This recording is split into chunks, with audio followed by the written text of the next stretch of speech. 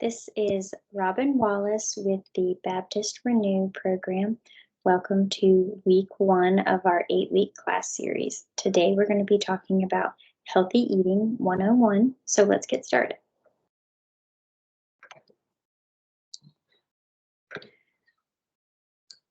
So today we're just going to talk about kind of the nuts and bolts of nutrition, just some of the basics to start thinking about, and then each week we'll build on what we talked about today.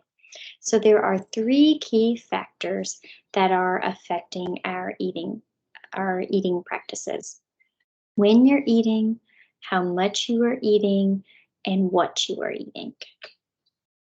So a lot of times we tend to think mainly about the what we are eating or the how much we are eating, and we don't necessarily think about the when and how our eating style might be impacting our food choices.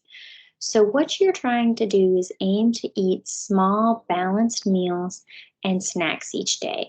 Our metabolism and our body prefers to get a little bit of food regularly as opposed to not eating and then overloading our system. So your metabolism works better and burns calories more when you're eating regularly. So you have to have calories to burn calories. So when you skip meals and go long periods of time without eating, you have to think you've been fasting all night, so your metabolism has slowed. And if you don't eat in the morning, don't get that going again, your metabolism remains slow. It's also more work for your body to break down large portions of food all at one time. And think about how that makes you feel. It makes you feel sluggish, really full, tired. So eating to that point of contentment and eating more regularly helps you to kind of better stay on track. It also helps you to eat a wider variety of food. So it's really hard to get all the vegetables you need, all the fruit, enough protein, things like that, when you're only eating 1 or 2 times a day. But when you eat more regularly, you can mix and match food groups so that you can get what you need throughout the day. The biggest benefit is it helps you to have more control and make better food choices, because when we're really, really hungry, that's when we tend to overeat or to make poorer food choices. So if you go all day without eating, you tend to want to eat as much as you can, and you tend to ignore that feeling of fullness and keep eating because you've gotten so hungry. Whereas if you've eaten only a few hours before, now when it's time to start preparing your next meal, you're kind of starting to get hungry, but you can make better choices because you're not to that point of starving. So I've given you an example of what that might look like, but that does not mean that this has to be your eating schedule.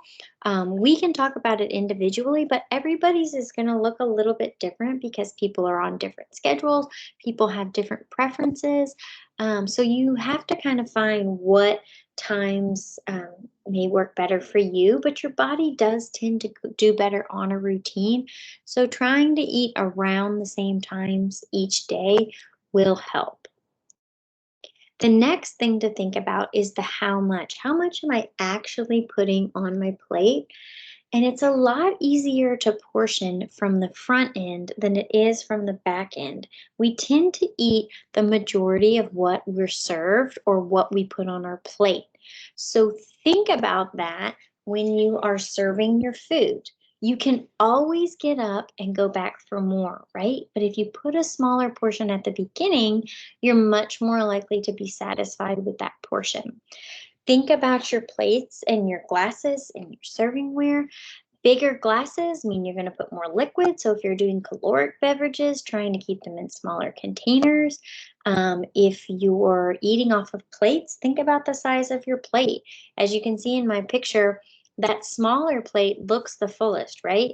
If we were using that really big plate, we're going to tend to put a lot more food on that plate. So maybe eating off of your salad plate or using a smaller dish. Turn off distractions. So, mindless eating is going to cause you to eat more. If you're looking at your phone, if you're watching television, if you're driving, you're going to tend to eat without really paying attention to what you're eating. And that's going to cause you to eat more than if you sit down at the table, look at what you're eating, appreciate your food, savor the flavors, slow down. You're going to be much more in tune with your hunger and your fullness when you're paying attention. And think about your portion sizes when you're eating out. So remember, I said it's a lot easier to portion from the front end. So maybe it's asking for a to go box at the beginning of your meal. Maybe it's ordering the kids' menu. Maybe it is getting the smaller drink cup. So, thinking about what your portion size looks like when dining out and how to work on reducing that portion size. Maybe it's skipping the appetizer. And the third factor then is the actual what. What am I actually putting on my plate? So, I want you to think about the 5 food groups: the proteins, the starches, the fruit, the vegetables, and the dairy. So nothing is off limits. A lot of diets fail because they get too restrictive and they're not something that you can follow your whole life long, right? So we're not looking for a quick fix. We're looking for something that's going to help you improve your eating habits over time and for the rest of your life. So eating from the variety of food groups, including allowing yourself some higher calorie, higher fat choices, is going to be help you to be more successful long term. So it's not about eliminating, it's about being smart with your combinations. So the first thing you want to start with is protein. So this is the part of the plate that's going to help you to feel full. But remember, a little protein goes a long way. So if you notice from my photo, it's only about a quarter of the plate. So about 3 ounces of meat, a quarter cup of nuts, a half a cup of beans. But what that protein is going to do is it's going to help fill you up. So if you think about if you're really hungry and you sit down with a bag of chips, how many are you going to have to eat to feel full? Close to the whole bag, right? But if you sit down and you eat a chicken breast, how do you feel? Pretty satisfied, right? That's because that chicken has protein, those chips do not. So sometimes we overeat because we may not have something on the plate that's helping us to feel full. Okay, so make sure in your meals and snacks you're including a source of protein. That then also think about what might be your leaner, more go-to sources.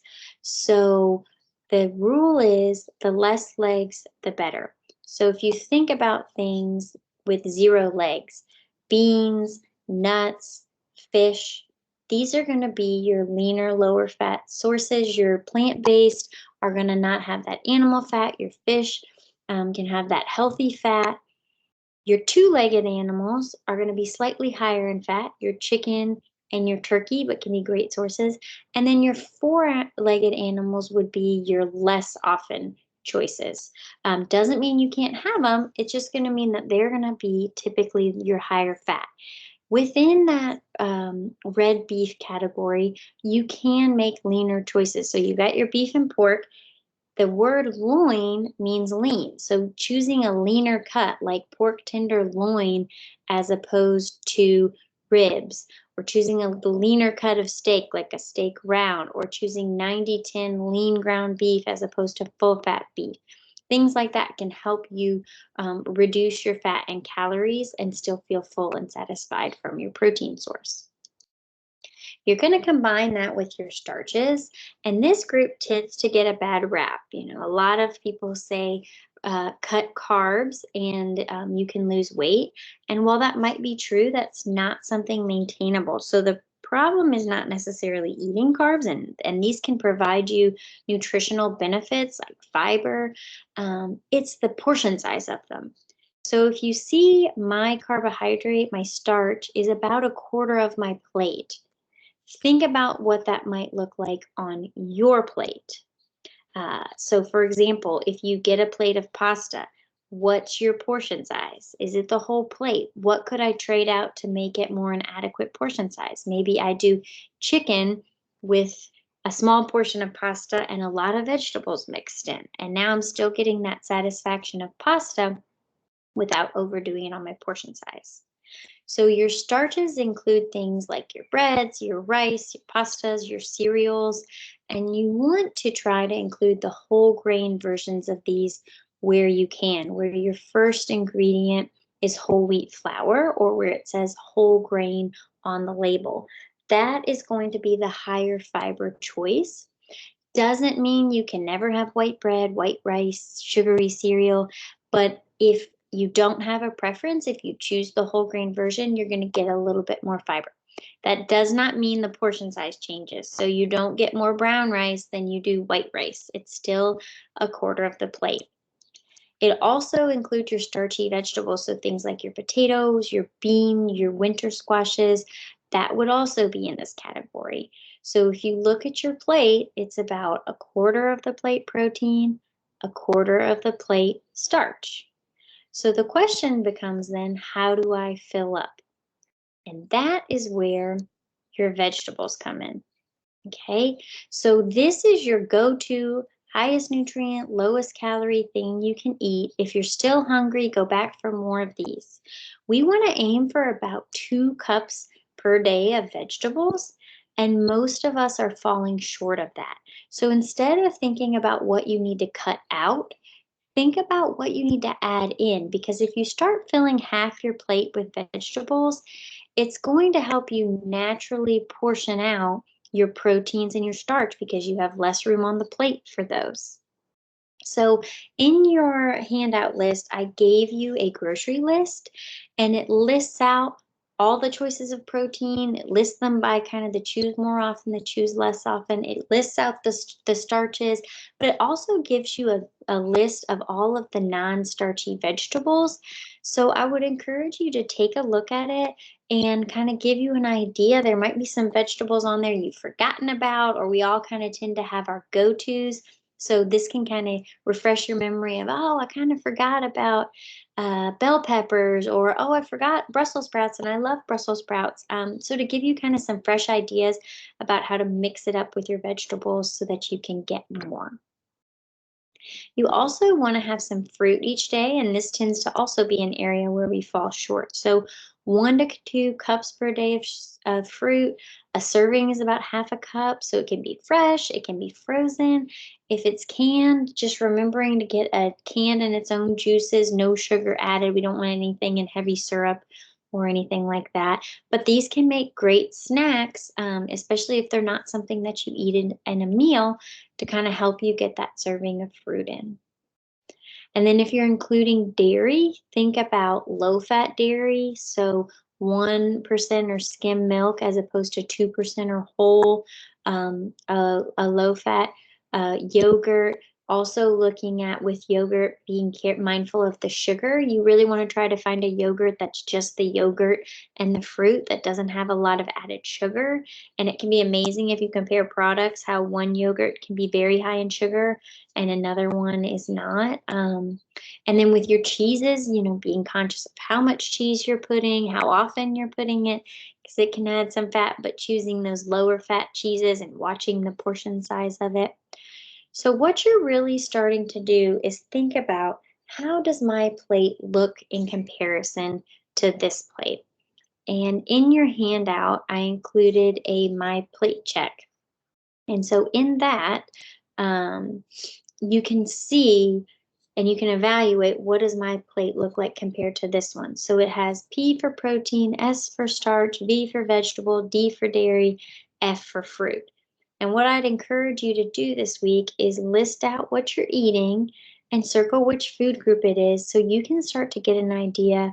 Wow, I'm really eating a lot of starch and protein, and I'm getting hardly any fruits and vegetables. Or my main thing that I'm reaching for is starch, or I get no vegetables in my day. What does my plate look like? How do my portion sizes look in comparison to this plate? Maybe it's only a quarter of my plate is vegetables and much more of my plate is meat. So, like I said, it's not about eliminating these things. It's thinking about how do I pair them together to get that feeling of fullness, but also enjoy what I'm eating. So when you're planning a meal, try to think about how can I include a mixture of food groups, maybe having at least 3 food groups on the plate. So that you're eating from all of your food groups and not just kind of our go-tos, which tend to fall in the protein and the starch section. And you can also use this same rule of thumb when you're eating something that's maybe a little higher calorie and higher fat. So, for example, if you're going out for pizza, instead of having 4 slices of pizza, maybe having 1 to 2 slices of pizza with a side salad. You're still getting the enjoyment of pizza, but now you've added in vegetables and you're using that as your filler, so you're not eating as much of the higher fat, higher calorie option. So in your email this week, you should be able to see, let me pull it up for you. You'll have your My Plate, which looks like this. So you can go through and look at how your food looks compared to this plate, what food groups you're pulling from. You'll also have this My Plate grocery list. So you can see I've listed out examples of protein, your starches, your vegetables, your fruit, your dairy. And I really encourage you to use this list because this can help you get variety so you don't kind of fall into a rut of just eating the same thing over and over and over again. And then I also included this My Plate planner, which is just to kind of give you a reminder of what your plate can look like. And I like it because it kind of shows you how, if you look at breakfast, how you can kind of include 2 or 3 food groups. Or if you look at lunch and dinner, how you want it to look like protein, starch, vegetable, and kind of starting to make a shift where you're thinking about when am I eating? What does my day look like? How much of that am I eating? What are my portion size look like? And what am I actually putting on the plate? So your homework for week 1 is to kind of evaluate your current eating habits and see where you are so you can start to look at where to make adjustments.